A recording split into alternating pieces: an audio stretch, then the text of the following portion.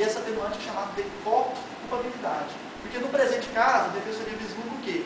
Que a sociedade, na realidade, ela contribuiu para a formação do delinquente. Contribuindo, ela se torna o quê? Co-responsável. Tornando-se co-responsável, há de haver o quê? Uma atenuação da pena do acusado.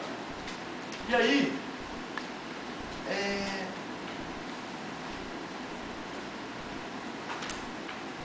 uma leitura do trecho de Paulo Queiroz que fala a respeito da culpabilidade.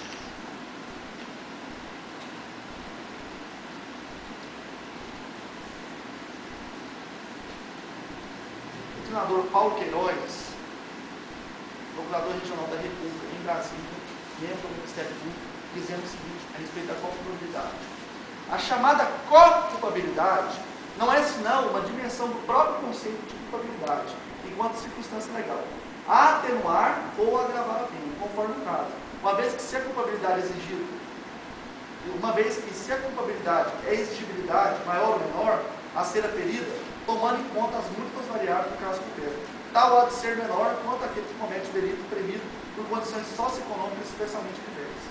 Então, se a condição socioeconômica dele, como é o caso do acusado, é dificultosa, a sociedade contribuindo para isso, há o quê? Uma atenuação. Então, para resumir as teses apresentadas pela Defensoria Pública, a primeira tese é a seguinte, que o acusado, ao fazer os 2 disparos contra a vítima Valdivino, não houve o quê? Não houve a intenção de tentar ceifar a vida daquela vítima. Mas sim, por uma imprudência, um descuido, uma afoiteza, o que aconteceu? Ele, na realidade, cometeu o crime de lesão corporal culposa, previsto no artigo 129, parágrafo 9 do Código Penal. Por quê? Porque houve, na realidade, a ocorrência da culpa inconsciente. Não houve, por parte dele, que a mínima previsibilidade da ocorrência daquele resultado. E aí não há o que? Dolo eventual. Também por quê? Não há dolo eventual, por quê? A doutrina capitaneada por Rogério Greco entende que não há tentativa de dolo eventual. E aí há o que? A caracterização do que? Da ocorrência do crime de lesão corporal culposa e não de um crime de tentativa de homicídio. Por outro lado, se acolher a tese da ocorrência de uma tentativa de homicídio duplamente qualificada, a Defensoria Pública refuta tanto a primeira qualificadora do motivo fútil, por quê? Porque entende que motivo fútil não se equipara à ausência de motivo, como é o caso. E não se equiparando, não há ocorrência dessa qualificadora. Por fim, não há ocorrência da qualificadora do recurso que impossibilitou a defesa da vítima. Por quê? Porque ao possibilitar que a vítima visualizasse a arma, ela poderia ter se defendido. Então, não há ocorrência tanto da qualificadora do motivo fútil, quanto não há ocorrência da qualificadora do recurso que impossibilita a defesa da vítima. E, por fim, a Defensoria Pública suscitou em plenário a ocorrência da atenuante co-culpabilidade, ou seja, a sociedade corresponsável pela formação do delinquente, capitaneado por Eugênio Zaffaroni, que é o primeiro doutrinador argentino, que aqui a Defensoria Pública suscita mais essa atenuante. Excelência, você sabe esqueci de falar.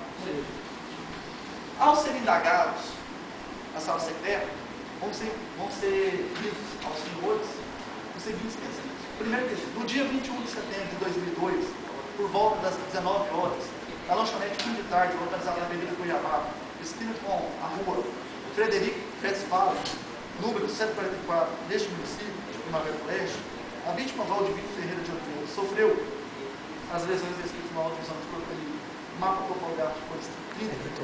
Sim. A Defensoria Pública aqui não nega a paternidade. E a autoria, quesito, o acusado concorreu para o crime descendendo do disparo de arma de fogo contra a Valdivino Ferreira de Oliveira? Sim. Então a Defensoria Pública aqui não está negando a ocorrência dos fatos, mas está refutando o enquadramento jurídico dado aos fatos descritos na exordial, na denúncia. Terceiro quesito. Esse quesito é o quesito chave para a ocorrência de uma tentativa de homicídio duplamente qualificado ou para a ocorrência de um crime de lesões corporais culposas.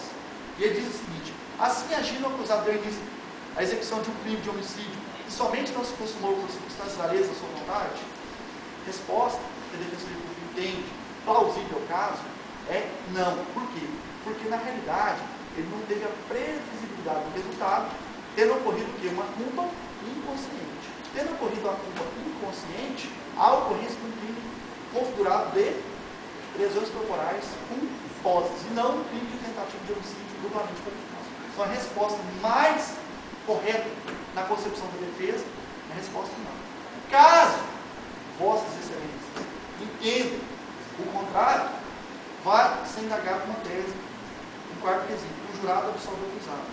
E aí, há a possibilidade nesse quarto quesito de vocês absolverem o acusado por outra causa que não foi suscitada aqui no plenário. Que pode ser, por exemplo, a sociedade ter contribuído para a ocorrência de delito. Pode também estar englobado aqui. E aí, resposta sim, esse quarto quesito: absolve o acusado, não vai prosseguir na indagação em relação aos qualificadores. E no quinto quesito, a primeira qualificadora: o acusado agiu por motivo fútil, a defensoria pública entende que não. Por quê? Porque a ausência de motivo, como é o caso dos autos, não se equipara ao motivo fútil, pelas razões já esposadas. Porque a equiparação da ausência de motivo ao motivo fútil é como haver um acréscimo ao que não está contido na lei. E esse acréscimo não contido na lei, acontece o quê? Acontece uma interpretação desfavorável ao réu, que é vedado pelo doutrinador de direito penal, e é vedado inclusive pela Constituição Federal. E, por fim, o sexto quesito: o acusado agiu mediante recurso que possibilitou a defesa da vítima? Resposta é não. Por quê? Porque a vítima, ao visualizar a arma, ela poderia ter se defendido. Então não há a ocorrência dessa qualificadora. E, por fim, o sétimo quesito: se há alguma atenuante que foi suscitada em plenário que os senhores possam conhecer. A atenuante que foi suscitada em plenário, a atenuante da culpabilidade. A sociedade responsável pelo delinquente que ela cria. Se ela é responsável, corresponsável, a pena dele merece ser atenuada em decorrência disso. E o sétimo quesito: resposta na concepção da defensoria pública é resposta sim, merecendo sim uma atenuação de pena. E é isso que eu tinha